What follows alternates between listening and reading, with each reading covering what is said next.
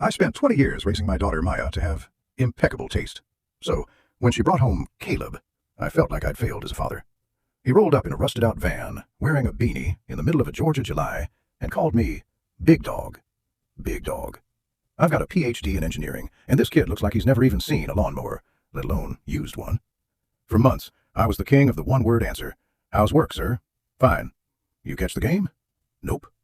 I figured if I was cold enough, he'd eventually just melt away. But Caleb was like a golden retriever.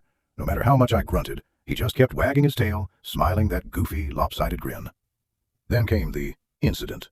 Maya and my wife went out for a quick target run that turned into a 3-hour marathon. It was just me, Caleb, and the most uncomfortable silence in human history. I was staring at the TV, pretending to be deeply fascinated by a documentary on lichen, when Caleb finally speaks up.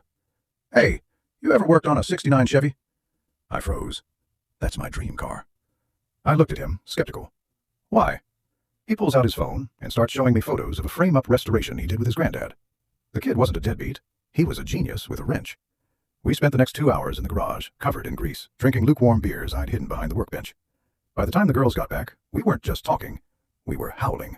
I was showing him the correct way to season a brisket, and he was teaching me how to use TikTok filters to make my boss look like a potato. My wife walked in, saw us high-fiving, and dropped her bags. Maya just stood there, mouth open.